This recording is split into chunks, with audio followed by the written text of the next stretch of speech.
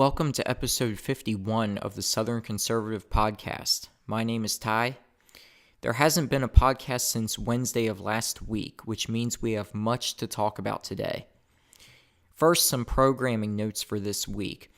There will only be 3 podcasts this week, today, tomorrow, and Wednesday. Next week, there will only be 3 podcasts, Wednesday, Thursday, and Friday. I will be away in Maryland for several days.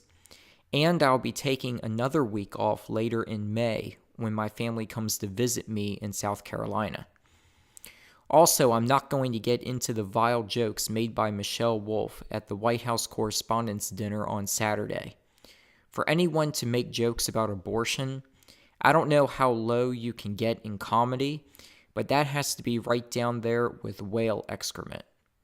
What's amazing is Wolf doesn't find a problem with all of this, and that's just appalling. Now, she's receiving attacks from the right and the left, and she should be.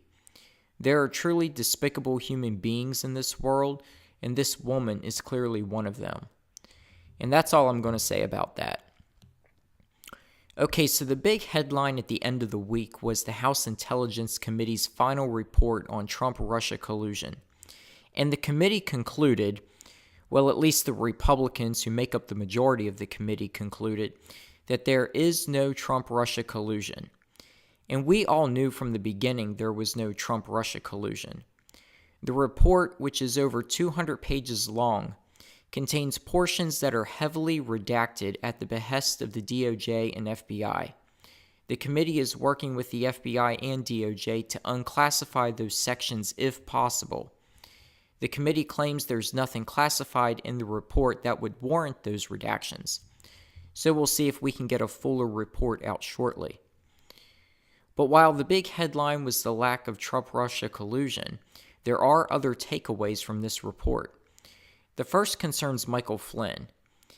Now, as I've previously talked about, when Flynn was interviewed by the FBI in January 2017, the FBI interviewers did not feel Flynn had lied to them. And yet Robert Mueller continued to probe Flynn so much so that Flynn went damn near broke, has been forced to put up his home for sale to help cover legal costs, and was forced to end the investigation into him by pleading guilty to lying to the FBI. It's bizarre, but it shows the tactics the special counsel was willing to take in the hopes of flipping people so they can say something negative about Trump. But just look at the special counsel now. We had Rod Rosenstein announce publicly on February 16th that no American colluded with Russian activities to interfere in the 2016 election. That should have put an end to the Russian investigation right then and there. Now we have the House Intelligence Committee concluding there was no TrumpRussia collusion. The committee previously reported in February about how the FBI obtained a FISA warrant on Carter Page by heavily relying on a Steele dossier and failing to confirm the information in the dossier and failing to tell the FISA court about who funded the dossier. You put all of this together, and the special counsel's investigation should come to an end right now. But you have Robert Mueller digging up information on Trump's attorney, Michael Cohen, and has referred that investigation to the Southern District of New York. Meanwhile, Mueller's team is still continuing their work. So the FBI felt that Flynn did not lie. And from previous reporting, Peter Strzok, who was one of the FBI agents who interviewed Flynn, felt that he didn't lie. And James Comey felt Flynn didn't lie. Now Comey is on his grand book tour, which is totally falling flat, and the more Comey talks, the more it's going to come back to haunt him. But Comey is now saying he doesn't have any recollection of what the FBI agents thought of Flynn. Further, according to Sarah Carter, on or about December 22, 2016, a very senior member of the presidential transition team directed General Flynn to contact representatives of foreign governments. This request concerned a resolution about Israeli settlements submitted by Egypt to the UN Security Council around December 21, 2016. On December 22nd, General Flynn contacted Russian Ambassador Sergei Kislyak and requested that Russia vote against or delay the resolution. The next day, Ambassador Kislyak informed General Flynn that Russia would not comply. On December 29, 2016, President Obama authorized a number of actions, including new sanctions, in response to the Russian government's aggressive harassment of U.S. officials in cyber operations aimed at the U.S. election in 2016. After the sanction was placed on Russia at the end of the Obama administration, the report found that General Flynn had discussed with a senior transition team member what, if anything, to communicate to the Russian ambassador about the U.S. sanctions. So Flynn wasn't talking about Russians in a way to collude to overthrow the election in Trump's favor. This all would have happened after the election anyway, and there was no talk of trying to cover up any collusion. Something else that's important about all of this. The way we found out about Flynn in the first place and his conversations he had with Kislyak was that all of this was leaked to the media, specifically David Ignatius at the Washington Post on January 12, 2017. The information discussed would have been classified. Further, Flynn's name was unmasked by someone in the intelligence community or some senior official in the Obama administration.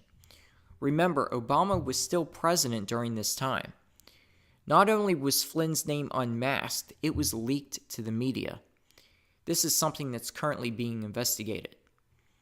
Then there's some very damning conclusions about the former Director of National Intelligence, James Clapper. It's been previously reported that Clapper leaked to CNN the dossier and information about briefings to Trump and Obama about the dossier. After first testifying that he did not discuss the dossier or any part of the Russian investigation with journalists, he eventually came forward and said he discussed the dossier with CNN journalist Jake Tapper. And wouldn't you know it, Clapper is now a paid national security analyst for CNN. Sarah Carter reports Clapper's discussion with Tapper took place in early January 2017, around the time the IC leaders briefed President Obama and President-elect Trump on the Christopher Steele information, a 2-page summary of which was enclosed in the highly classified version of the intelligence community assessment, the Russia report states. On January 10, 2017, Tapper published an article referring to the briefing and the classified documents. It noted that the classified documents presented last week to President Obama and President-elect Trump included allegations about Mr. Trump that was included in a 2-page synopsis appended to a report on Russian interference in the 2016 election. It also mentioned that it was derived from memos compiled by a former British intelligence analyst operative. Those claims were sourced to multiple U.S. officials with direct knowledge of the briefings. The next day, Clapper issued a statement describing a call with President-elect Trump in which Clapper expressed my profound dismay at the leaks that have been appearing in the press. But Clapper was the one who was leaking to the press. And this is the pattern we're seeing. You got Clapper announcing he's dismayed by the leaks in the press. Andrew McCabe said he didn't leak to the Wall Street Journal, but then later said he did and can't recall not saying he didn't do it. Comey said Flynn didn't lie, now he says he can't remember. You've got top officials in the intelligence community, in the DOJ, FBI, and I can bet you this goes all the way up to the White House, and they're all up to their eyeballs in this and can't get out of it. And Comey keeps digging a deeper hole for himself by continuing his book tour. Meanwhile, there's been news recently in the Senate. Mike Pompeo was confirmed by the Senate to be the next Secretary of State. The vote came down 57 to 42, mostly along party lines. As I mentioned last Monday in podcast episode 48, Hillary Clinton and John Kerry were confirmed with just a handful of no votes each, despite the baggage they both had. Most of the Democrats voted no simply out of their hatred for the president. They would rather see this country fail than to have Trump succeed, especially on the foreign front. But we had several red state Democrats who voted yes for Pompeo. Those Democrats were Doug Jones of Alabama, Bill Nelson of Florida, Joe Donnelly of Indiana, the independent Senator Angus King of Maine, Claire McCaskill of Missouri, Heidi Heitkamp of North Dakota, and Joe Manchin of West Virginia. It's interesting that John Tester, Democrat Senator from Montana, voted against Mike Pompeo. Most of these folks are up for re-election this November. And you're starting to see these folks break ranks with their fellow Democrats. They want to be seen as supportive of Trump's agenda by confirming his nominees. Similarly, the first openly gay ambassador to Germany, Richard Grenell, was confirmed by the Senate on a vote of 56 to 42. Red state Democrats Joe Donnelly of Indiana, Claire McCaskill of Missouri, John Tester of Montana, Heidi Heitkamp of North Dakota, and Joe Manchin of West Virginia voted with Republicans to confirm Grenell.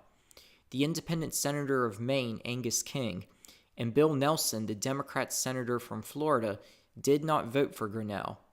I mean, this guy is going to be the ambassador to Germany, and he can't get a unanimous vote. Democrats were all concerned about tweets he made against Rachel Maddow, Hillary Clinton, and Madeleine Albright, calling him a misogynist. Of course, not voting for this man would mean you're not only voting against Trump's nominee, but you're voting against a gay man.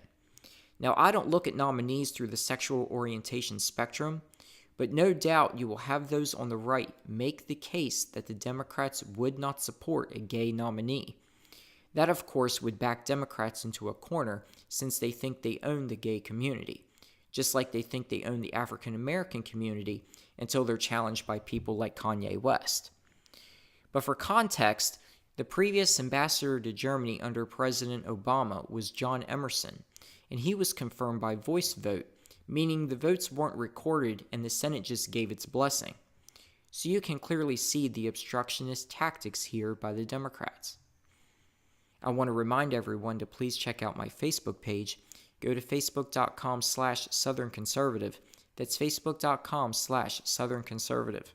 There you will find links to conservative news articles on stories you may not hear about in the mainstream media. Plus, if you follow the news feed, you'll find links to the daily podcast. Be sure to also subscribe to this YouTube channel and click on the notifications bell so you'll be alerted each time a new podcast has been posted. New podcasts are posted daily, Monday through Thursday.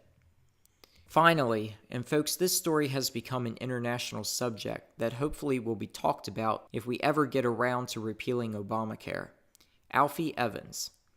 Alfie was the little boy, a baby, in Britain that had a terminal illness, and the courts in Britain told the parents they could not take their child to Italy to receive treatment. Treatment would also be withheld by British hospitals. The parents had wished to try further treatments on their baby. In other words, the courts in Britain decided this baby would no longer receive health care, and the parents could not take their child to Italy to receive care. What is it to the courts in Britain if the parents want to take their child to another country to receive treatment when their home country refuses to provide it?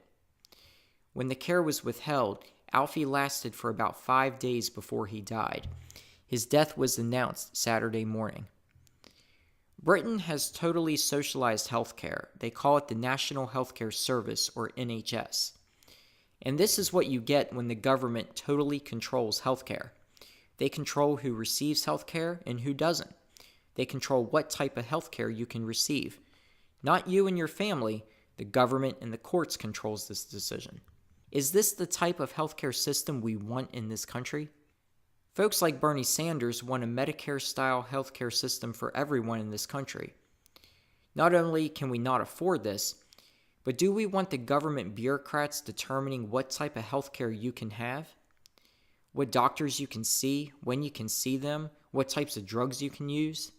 We already have some of this under Obamacare in terms of what a healthcare insurance plan must cover. And when it comes to Medicaid, the government healthcare program for the poor, it's very restrictive in terms of what's covered and what's not. Is this the type of healthcare system you want in the United States? Sadly, Alfie is not the first baby to undergo this cruel punishment by the British government, and he won't be the last. But hopefully his story will serve as a wake-up call to those in this country to finally realize what socialized healthcare gets you. And that's it for today. I'll have another podcast ready for you tomorrow. Have a great day, everybody.